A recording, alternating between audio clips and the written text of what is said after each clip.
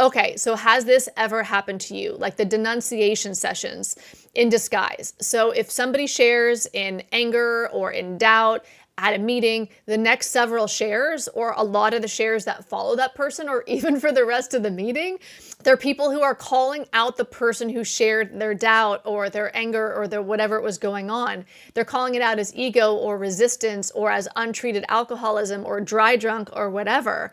Welcome to the Sobriety Bestie podcast. I am Kirsten, your hostess and your friend here today, as we are going to explore, is Alcoholics Anonymous a cult? This has been a topic we've explored before, but I have a new opinion now, and I wanted to break it down to you. Yes, I am deprogramming in real time with you along this series. The more that I'm making videos for this channel and for the podcast, the more that I'm actually doing research and having deeper and deeper understandings of thought reform, brainwashing, mind control, high control groups, cults, cult religions, all of the things. And so, yes, I have a new opinion, and I'll just state right up the front how I feel now is yes, Alcoholics Anonymous is a cult. That is my current viewpoint. And yeah, it took me a while to get here because, as you probably know, I was in Alcoholics Anonymous for 10 years. I left 5 years ago, and I've been talking for the past 6 weeks online about AA and doing a lot more research. I did a lot of research the first year that I left AA to help me deprogram, and I'm doing even more now in order to learn more to make these videos and to create these conversations that I really wish existed in the world. I'm hoping my videos can spark conversations in the comments, in your own life, in the world. I think this needs to be talked about. So I'm hoping that what we can do together, or at least what I'm aiming to do myself, is to shine a light on some of the secrets and some of the things that we've been not saying out loud, that we've felt too guilty that we can express ourselves and we've kept hidden inside. So welcome to the Sobriety Bestie podcast. So 1 month ago, I made a video, is AA a cult? I will pop it right here. And if you want to look at that one, where my conclusion was, it is definitely a high control group with cult-like tendencies, and my opinion is currently changing. Before I got to AA, I thought AA was a religious cult. When I got to AA, I was conditioned, brainwashed to believe that it's not a cult and it's not a religion. They'd say we're spiritual, we're not religious. But then I was taught I had to find God, otherwise I was going to die. So that was confusing because that's basically a religion. But so this video is about, is it or not a cult? And so I thought AA was a cult, and then I got to AA and they told me they're not a cult, but we do need brainwashing. That's what they also told me. And then when I left AA, I thought it had cult-like tendencies when I started studying cults. And now I believe 5 years later that yes, it is in fact a cult. I am back to my original thinking before AAs had any effect on mind control or any effect on my brain. I think what I originally thought, which is AA is a cult. One of the ways that I woke up to this is that fun series that we just experienced here, the 8 ways AA might be controlling your mind, as taught through Dr. Robert J. Lifton, his 8 different traits of thought reform. I think he wrote this, what was it, in like 48 or 51, a long time ago. And so thought reform is the same thing when we say brainwashing, because that was from Maoist China is what he was studying, is also the same thing we think of when we say mind control. It's all the similar phenomenon. And so we did that 8-part series where we looked at each one of his traits was one part of the series. I will put that playlist up here if you want to go through that playlist and go through the 8 different parts of thought reform and how it relates specifically to Alcoholics Anonymous. And today we'll be looking at Alcoholics Anonymous as a cult, how it matches up to the checklist from the International Cultic Studies Association, ICSA.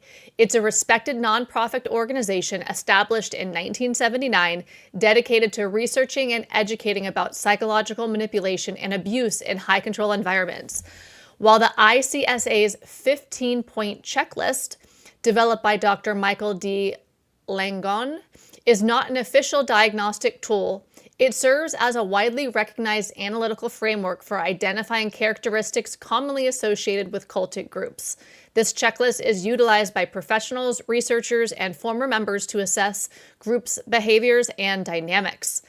AA matches up to every single part of the checklist here.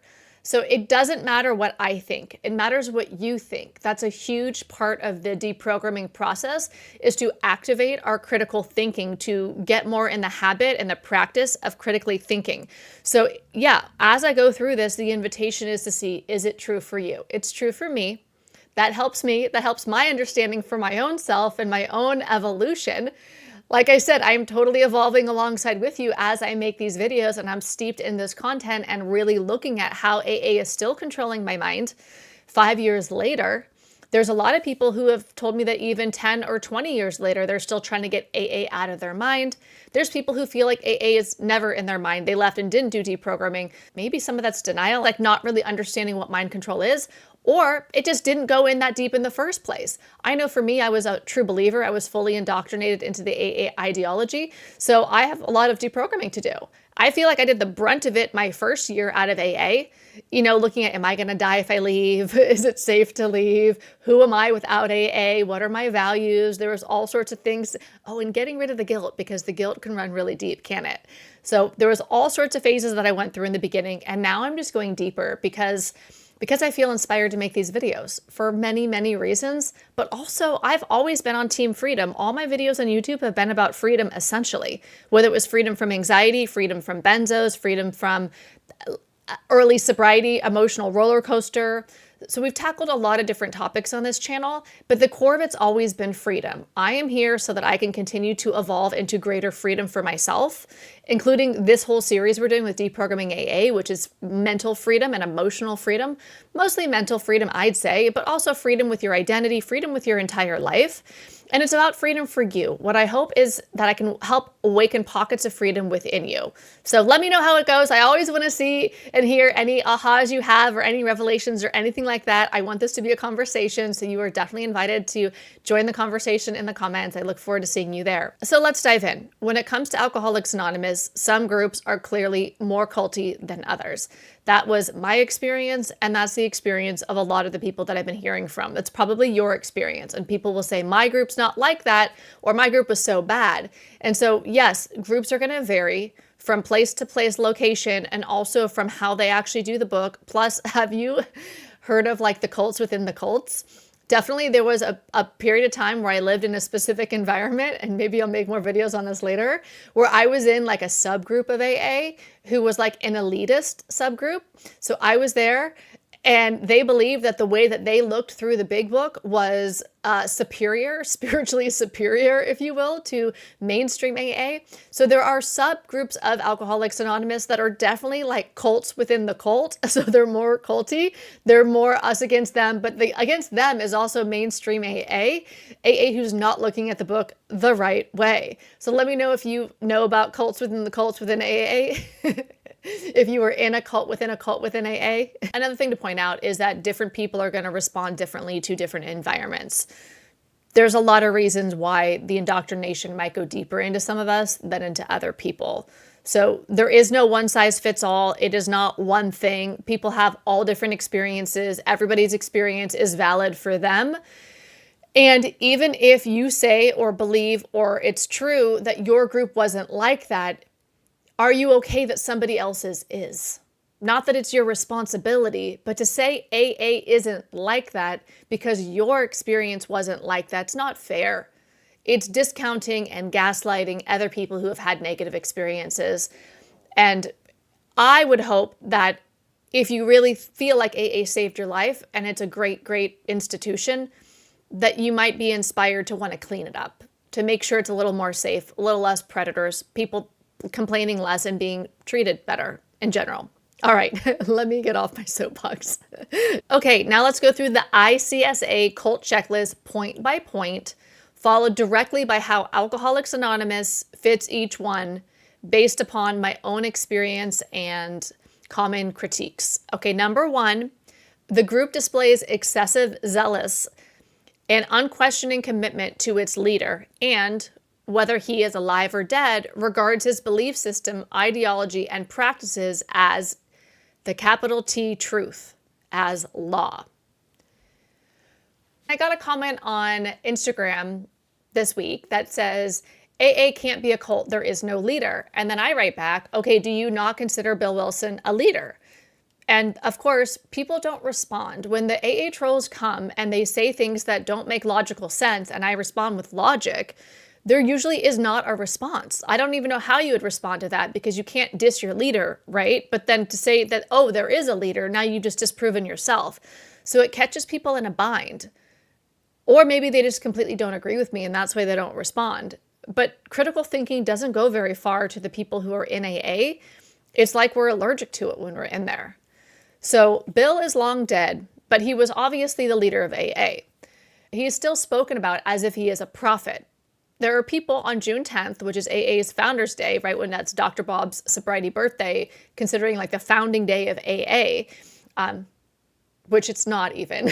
I'll tell you more later. There's going to be a whole series on the origin of AA. But people will post pictures on their Facebook page of Bill Wilson, like saying like all hail Bill Wilson kind of vibes. Bill's photo will be in a lot of the meetings. Not every meeting will do this, but some meetings will have framed photos of Bill Wilson.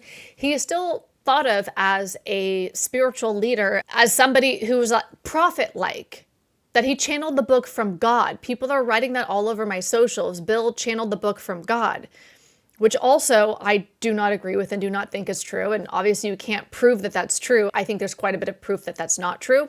We'll get into that another time. But people treat Bill like a god. His quotes are shared at meetings. He is revered as having sacred wisdom. Another thing that's important to mention is the big book has never been updated, not the main 164 pages, because it's considered divinely inspired, and it's not even updated for language or science. Even when Bill's views are outdated, like his take on mental health, which we really didn't understand in 1938 when the book was going to press, right? As far as we didn't know neurodivergence, we didn't understand mental health, we didn't understand all sorts of things that could have been going on that could have been underneath the addiction that the addiction served to mask. Also, his view on women is quite problematic if you read the book. And medication. The general cultural view on medication within the rooms is quite problematic because nobody in there is the practicing doctor of the people who are in the room. We should be getting our medical advice from our medical health professionals, not from people in church basements. But still, everything is justified and protected. Members will say things like, everything you need is in the first 164 pages. The program doesn't change, you do. It's not open to interpretation, just read the book, or they'll say, that's not in the book. A lot of people on my channel on YouTube will say, that's not in the book never said that, or they'll do like laughing emojis saying, that's not in the book, where did you hear that? Where did you get that idea? It's not in the book, as if the book is some actual sacred text. It's literally a book that a 1930s salesman wrote with some other members of his group that is based very much on the Oxford group. So it's not even really totally original. He took a program and like converted it into his own program, which is essentially a religious conversion. The whole point of AA is to convert you into having a higher power in your life. It's a conversion program. The way that I see it now, at least, it's like a religious conversion program. In AA, questioning the book is seen as questioning truth in and of itself, or as dangerous. It doesn't matter if science has changed or if psychology has evolved, or if you're a trauma survivor who is actually harmed by some of the doctrine and some of the dogma within the book itself. If you push back on the big book, you're told that you just don't get it, that your ego's in the way, that's your disease trying to get you out of sobriety, that's your disease talking. This is cult behavior. It's a devotion to an unchallengeable doctrine written by a man who died before we understood trauma, neurodivergence, or modern neuroscience. And yet he is still treated like a spiritual authority over our entire lives. So for me, this is a full check. Yes, check one. This is happening in Alcoholics Anonymous. Let's move on to number 2. Number 2 on the checklist is questioning, doubt, and dissent are discouraged or even punished. AA 100% discourages doubt. In fact, it pathologizes it. If you question the program, you're not seen as thinking critically, you are seen as spiritually sick. Doubt is reframed as ego, denial. That's a really clever one. If you doubt something that's going on, you're told that you're in denial. When I got there and I said, I'm not an alcoholic, I don't agree with that term, I was told I was in denial until I actually took that on as an identity. That's highly coercive, manipulative, and pretty messed up, especially when you consider that alcoholic has never been an official diagnosis in the United States, but we're coerced into taking on these identities, self-diagnosing within the rooms. So yes, doubt is called denial. You're told that you're not willing. It's alcoholic thinking, it is your disease. You're told that your best thinking got you here, which implies that you can't trust your own thinking. The culture that was in the rooms that I was in was that, yeah, you can't trust your own thinking, that you shouldn't be thinking by yourself. Your head is not a neighborhood that is safe, or you shouldn't hang out in your head. And that you should, yes, basically your authority should be outsourced to your sponsor, to the group, and to a higher power. So it's eroding our self-trust over time. That's how we get into the surrender, by eroding our self-trust. Long term, that has serious consequences. That's what I think. What's true for you?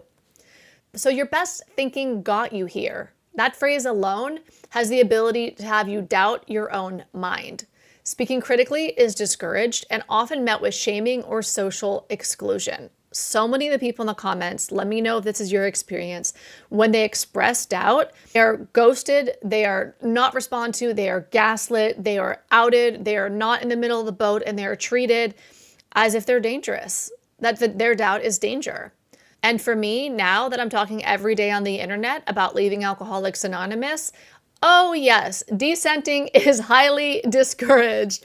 So I am getting, I would say, abused daily or abusive content coming my direction. Just take a little look-see at the comments on any of my socials. I do delete the ones that are incredibly violent because I don't think that anybody needs to see that, or YouTube will actually just screen some of them out for me and hide them straight away. But yeah, every day I have people that are behaving abusively towards me because I am dissenting. So for sure, this phenomenon happens within the rooms of Alcoholics Anonymous or from people from Alcoholics Anonymous. Of course, it's not everybody, and it might not be what you've ever done. Most people will not do this, but it is happening. So for me, being told that I was never a real alcoholic, and so yes, 100% AA checks this one. Questioning, doubt, and dissent are discouraged or even punished. Moving on to number 3. Number 3 on the checklist is mind-altering practices such as meditation, chanting, speaking in tongues, denunciation sessions, and debilitating work routines are used in excess and serve to suppress doubts about the group and its leaders. AA is full of repetitive, trance-inducing practices that create an emotional atmosphere, one where doubt doesn't survive, because the brain is too busy being flooded with repetition, intensity, and group reinforcement, like the chanting at the end of every meeting. Now, maybe this did or didn't happen in all meetings or the meetings that you were at, but when I was there, I would hear, keep coming back. It works if you work it. Or the serenity prayer. So some sort of call and response ritual between the other members, a closing chant. So there's no room for dissent here with every time that you're being told it works if you work it. So you're told if you're not getting the results, it's your fault because it works if you work it. You're not working it enough or the right way, or you're doing it wrong. The program is never wrong. You're wrong. That's what it works if you work it is actually saying. And a lot of the mantras are not conversations. They're thought stoppers, which is super cultic. There's confession-style storytelling. Emotional catharsis meets social conditioning. You share your trauma as entertainment. Then you wrap it in gratitude and that you are, or that this is, the miracle of the program. Okay, so has this ever happened to you? Like the denunciation sessions in disguise. So if somebody shares in anger or in doubt at a meeting, the next several shares, or a lot of the shares that follow that person, or even for the rest of the meeting, they're people who are calling out the person who shared their doubt or their anger or their whatever it was going on. They're calling it out as ego or resistance or as untreated alcoholism or dry drunk or whatever. There are so many mantras within Alcoholics Anonymous that are thought stoppers. Like live and let live. If you say you have a problem about something, live and let live. If you doubt the program, that's your disease talking. If you say something like you haven't got a result or a promise of the program or something, they say don't quit before the miracle. There's all these different sayings that are just like cutting off what you're saying. So for me, when I think about mind-altering practices used in excess to serve or suppress doubts about the group and its leaders, 100% I see that in Alcoholics Anonymous. What's true for you? Okay, let's go on to number 4. Number 4 on the checklist is the leadership dictates, sometimes in great detail, how members should think, act, and feel For example, members must get permission to date, change jobs, marry, or leaders prescribe what types of clothing to wear, where to live, whether or not to have children, how to discipline children, and so forth. Okay, in AA, there's no official leadership, but sponsors and old-timers become like de facto authority figures with unchecked power over other members' lives. And the unspoken rule is, if you really are working the program, you actually take direction. You're supposed to be taking the direction. Even people acronym GOD for good, orderly direction. So common areas of this happening in Alcoholics Anonymous are within dating. So no relationship for your first year. And people will always say, yeah, but that's a good idea. We're not talking about whether or not you think the control is a good idea. We're talking about whether or not these cult checklist items are within the group of Alcoholics Anonymous. Does Alcoholics Anonymous give any control over relationships? Yes, they say no relationships for your first year. Run it by your sponsor before you date, or you're told to break up with people because they're going to be bad for your program. 100%.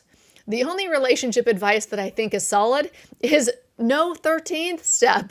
Do not prey on the new people, okay? Let's have some boundaries here for the vulnerable people. And now let's look at career and money. So this is what's happening in the culture. This is not necessarily what the book says in and of itself, but does this ever happen in Alcoholics Anonymous? Did it ever happen in the meetings that you were in? Don't take that job. It's ego. Stay poor and humble. That is more spiritual. Or you're told to prioritize meetings over work. This is a lot of us actually have this experience. I for sure was given direct advice by someone random, like a friend of mine, not even my sponsor, about what job I should take that was totally out of my field and like left field, but she still thought I should go take this job. It was the weirdest thing. And then we have therapy and medication, which, oh, this is so controversial, and it should be illegal and criminal. It should not be common practice within AA, but it has been. It probably still is, and it probably always will be, because of the mentality is that AA knows best. And so when it comes to therapy and medication, people will say, don't see a therapist, just work your steps. If you've been watching my videos on here, you know I had a friend in AA who was told he couldn't seek any outside help, meaning he was not allowed by his sponsor, and he was in an authoritarian, a coercive control relationship with his sponsor, where he's basically told, if you don't listen to your sponsor and do what they say and do these steps, you're going to die. That's basically the mind control that we are under when we are inside the ideology. And he's told by his authority, his sponsor, that he cannot get outside help. He cannot get professional help until he finishes fifth step. He didn't make it to his fifth step. He unalived himself before he got there. It should be criminal to tell somebody who needs help, who's seeking help. He actually secured help and his sponsor had him cancel it. And now he's not alive. And AA and that sponsor took no responsibility for that death. It's not right. And this is not just my one friend. There's a lot of people that I know that are in a similar situation, and then all the people that you know. We all know people like that, I would say, if you've been in AA long enough. And so, yeah, we should not be giving therapy or medication advice. Another line that you'll hear a lot is that you're not sober if you're on medication. What the fuck? Some of us need to be on medication. It should only matter what our doctors say for us, not what anybody in a church basement says for us. Who are these people? What gives them the actual medical authority, the audacity to give medical advice, which takes many years of experience to even qualify to be giving that kind of advice, but it's common practice in probably like all the fellowships. Not all of them, but a lot of them. It's very normal in the culture to tell people to get off their meds or that they're not sober if they're on the meds. And it's ridiculous, and nobody should be giving medical advice, in my opinion, in AA. Nobody who's not a doctor. You could tell them maybe you should go see a doctor, but not to tell them to get off their meds, and that if they're on their meds, that they're not sober, especially in NA. I know that happens a lot in NA, I've heard. I've not been, like that wasn't where I went on to AA, but that you're not clean if you are on medication. And yeah, I don't think that we should be giving medical advice. So this is already checking the box if AA does this. Next is major life decisions. Moving, marriage, kids, schools, finances. A lot of this is filtered through sponsors' approval. Not everywhere, not everyone. And some sponsors are way more controlling than others. Most sponsors probably defer to the steps, the step work, right? I'd say that that's the most common thing that sponsors do is they take the sponsees through the actual steps. So that is a form of control in and of itself because the steps are quite controlling. But this is another level of control where it's areas of your life that have nothing to do with the actual program of AA, whether or not we agree with the programming of AA. And so there's a lot of people that, yeah, they are told things about where they live, if they move, about school, finances, marriage. And if you're not taking direction, you're labeled as self-will or not surrendered or even in your disease. Now let's look at emotions and thoughts. You can't feel angry. You can't feel resentful. That's a character defect, and resentment is the number one offender. So you're not supposed to have your feelings, but actually we do have feelings. That's like saying it shouldn't rain, but actually rain is normal. So we are going to have all the feelings because we're human. And the point isn't to erase our feelings, is it? That's not what we're doing. That's like what addiction is, right? Isn't addiction when we try to mask our feelings? Shouldn't we be allowed to have all our feelings or just simply be how we are, which is going to include resentment and it's going to include anger, but AA tells us it's a character defect, that it's our number one offender, and that anger is the dubious luxury of normal men, that people in AA can't afford it. And when it comes to our thoughts, we have again that line, you can't trust your thinking. There is an underlying thing about you can't trust yourself. You can't think for yourself. You need to turn it over. You need to pray about it. You need to run it by your sponsor. So yes, you are taken away from your own thinking, told that your thinking is dangerous, and you need to outsource your thinking to a room full of people that are outsourcing their thinking. Then who is thinking? Who is doing the good thoughts here? Because if my sponsor's telling me what to do, but they can't trust their thinking, then I'm supposed to trust somebody who can't trust themselves? We're all not trusting ourselves, so why are we supposed to trust untrustworthy people? Bueller? Anybody home? Is anybody getting this? Let's be real. Our sponsors become like mini gods. Now, it's a spectrum. Let's call it a spectrum. It's a God spectrum. The sponsorship is a God spectrum. And some of them are going to be way more trying to play a God role in your life, and some of them way less and maybe totally hands off. But we are definitely trained, a lot of us, to run every decision by our sponsors, especially in the beginning.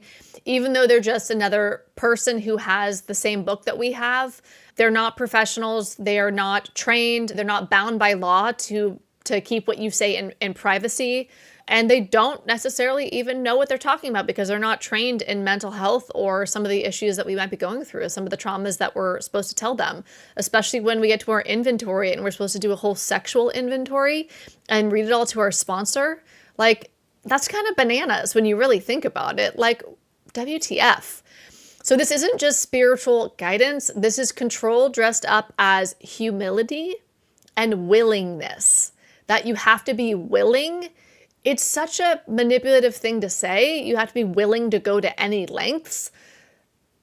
So yeah, you compromise yourself in that. Not everybody, but it really encourages that. You have to be willing to do what your sponsor says. I've witnessed people being told to get out of relationships, to change their jobs, to quit taking medication, to dump their therapists, all sorts of things. And under the guise of you're going to relapse, which means you're going to die if you don't take my advice. That's not recovery. That is obedience training. So does AA check this one? For me, it's a hell yes. AA is checking this one. The check is checking. What do you think? This video is getting long enough. Let's cut this here and we will continue in part 2 tomorrow on this series about, yes, Alcoholics Anonymous is a cult and going through the entire checklist. If you would like guidance in your deprogramming journey, I have an entire course, an online course that you can do from the comfort of your own home. My students are loving it. They are obsessed, and I'm so happy that they're in it and getting such value out of it. If you want to learn more about my Deprogramming from Alcoholics Anonymous course to reclaim your mind, your life, your autonomy, your agency, and get mofo free. I'll link below the link to the course. It's called Deprogram. And yeah, I love it. And I would love to have you in there if you're feeling the vibe. As always, I am more concerned with what you think. What do you think? Do you think Alcoholics Anonymous is a cult? Did you notice any of these checkpoints in here, any of these things in here on the checklist that vibe with you and you're like, yes, I see that in Alcoholics Anonymous? Let us know in the comments. Where are you at? What do you think? What do you see? What is your experience? Your voice matters. And I would love to, and I think the other commenters would love to hear from you in the comments below. So yes, join the conversation, and I'll see you in the next video. Bye.